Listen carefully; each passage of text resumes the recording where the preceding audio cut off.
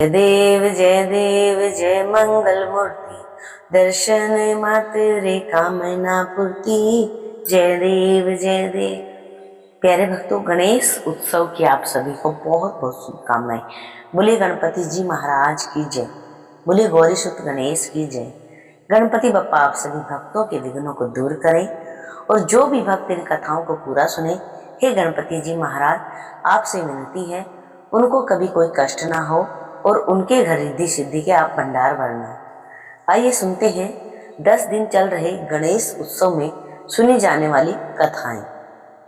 वैदिक ज्योतिष के अनुसार भाद्रपद मास के शुक्ल पक्ष की चतुर्थी तिथि को हर साल गणेश चतुर्थी मनाई जाती है। इस पर गणेश चतुर्थी का पर्व 27 सितंबर को है। इस दिन बप्पा लोगों के घर विराजेंगे। 10 दिन तक चलने वाले इस पर्व का समापन अनंत चतुर्दशी के दिन होता है। माना जाता है कि भगवान गणेश को घर में स्थापित करने से सुख समृद्धि में बढ़ोतरी होती है, घर में आनंद और खुशी के भंडार होते हैं। वहीं इस दिन पूजा अर्चना करने के बाद व्रत कथा पढ़ना सुनना जरूरी होता है, वरना पूजा अधूरी मानी जाती है। आइए सुनते हैं पौराणिक कथा। पुराणों के अनुसार एक बार सभी देवता संकट में घिर गए और परेशान होकर भगवान शिव के पास पहुंचे। उस समय भगवान शिव और माता पार्वती अपने दोनों पुत्र कार्तिकेय और गणेश जी के साथ मौजूद थे। देवताओं की समस्या सुनकर भगवान शिव ने अपने पुत्रों से कहा कि तुम दोनों में से इनकी समस्याओं का निवारण कौन कर सकता है। ऐसे में दोनों ने एक ही स्वर में खुद को योग्य बताया। भगवान शिव असमंजस में पड़ गए कि किसे ये कार्य सौंपा जाए। तो ऐसे में भगवान शिव ने एक तरकीब लगाई और अपने पुत्रों से कहा, तुम दोनों में से जो सबसे पहले इस पृथ्वी का चक्कर लगाकर आएगा वही देवताओं की मदद करने जाएगा। शिवजी की बात सुनते ही कार्तिकेय अपने वाहन मोर पर बैठकर निकल गए, लेकिन गणेश जी सोचने लगे कि मूषक पर बैठकर वह कैसे इतनी जल्दी पृथ्वी की परिक्रमा कर पाएंगे। बहुत सोच विचार के बाद वे अपने स्थान से उठे और अपने माता पिता की 7 बार परिक्रमा करके अपने स्थान पर वापस बैठ गए और कार्तिकेय के आने का इंतजार करने लगे। भगवान शिव ने गणेश जी से परिक्रमा न करने का कारण पूछा तो उन्होंने कहा कि माता पिता के चरणों में ही समस्त लोक है। उनके इस जवाब से भगवान शिव भी प्रसन्न हो गए और उन्होंने देवताओं की मदद करने का कार्य गणेश जी को सौंपा। साथ ही ये भी कहा कि हर चतुर्थी के दिन जो तुम्हारी पूजा और उपासना करेगा उसके सभी कष्टों का निवारण हो जाएगा।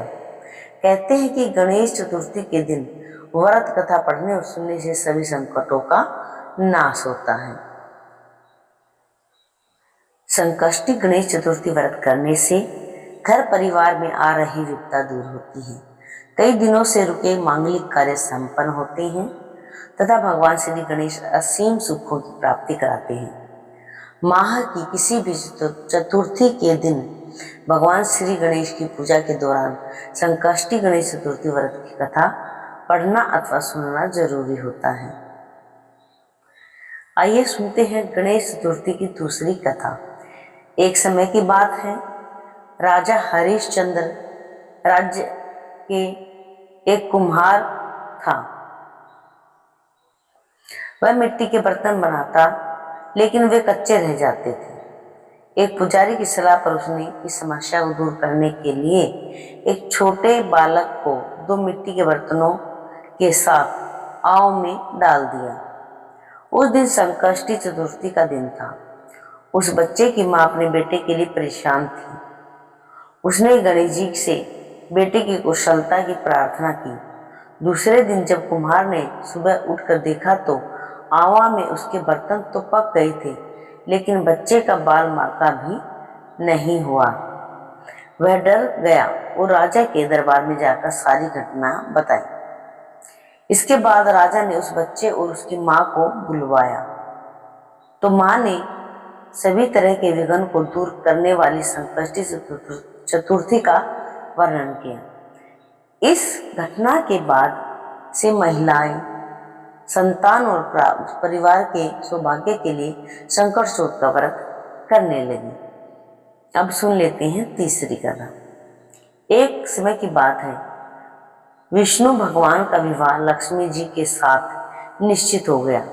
विवाह की तैयारी होने लगी। सभी देवताओं को निमंत्रण भेजे गए, परंतु गणेश जी को निमंत्रण नहीं दिया गया। कारण जो भी हो, अब भगवान विष्णु की बारात जाने का समय आ गया। सभी देवता अपनी पत्नियों के साथ विवाह समारोह में आए। उन सबने देखा कि गणेश जी कहीं दिखाई नहीं दे रहे हैं। तब वे आपस में चर्चा करने लगे कि क्या गणेश जी को नहीं न्योता दिया या स्वयं गणेश जी ही नहीं आए। सभी को इस बात पर आश्चर्य होने लगा। तभी सबने विचार किया कि विष्णु भगवान से ही इसका कारण पूछा जाए। विष्णु भगवान ने पूछने पर उन्होंने कहा कि हम गणेश जी के पिता भोलेनाथ महादेव को न्योता भेजा है। यदि गणेश जी अपने पिता के साथ आना चाहें तो आ सकते हैं। अलग से न्योता देने की कोई आवश्यकता भी नहीं है। दूसरी बात यह है कि उनको 1.25 मन मूंग, 1.25 मन चावल, 1.25 मन घी और 1.25 मन लड्डू का भोजन दिन भर में चाहिए। यदि गणेश जी नहीं आएंगे तो कोई बात नहीं, दूसरे के घर जाकर इतना सारा खाना पीना अच्छा भी नहीं लगता।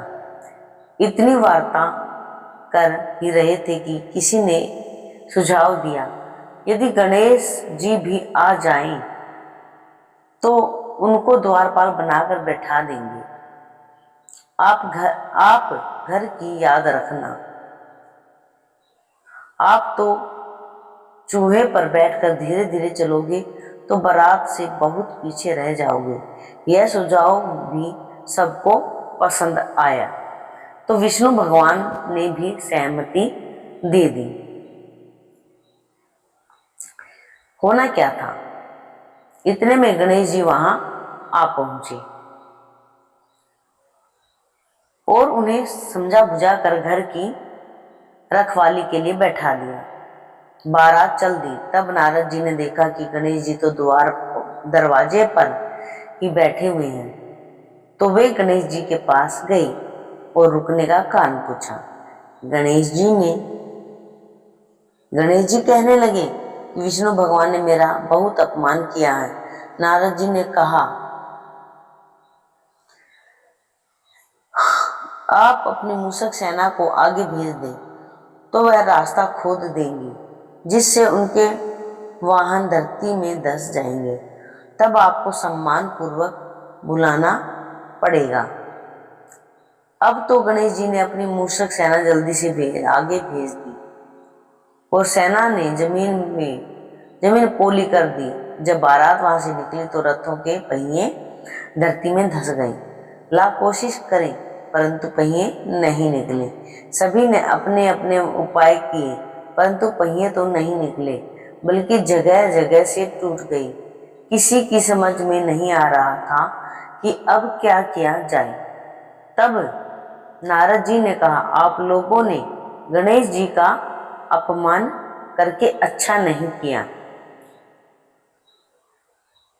यदि उन्हें मना कर लाया जाए तो आपका कार्य सिद्ध हो सकता है और यह संकट टल जा सकता है।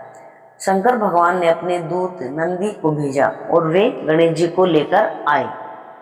गणेश जी का आदर सम्मान के साथ पूजन किया। तब कहीं रथ के पहिए निकले। अब रथ के पहिए निकल तो गए परंतु वे टूट गए और उन्हें सुधारे कौन। पास के खेत में हाथी काम कर रहा था, उसे बुलाया गया। हाथी अपना कार्य करने के पहले श्री गणेशाय नमः कहकर गणेश जी की वंदना मन ही मन करने लगा।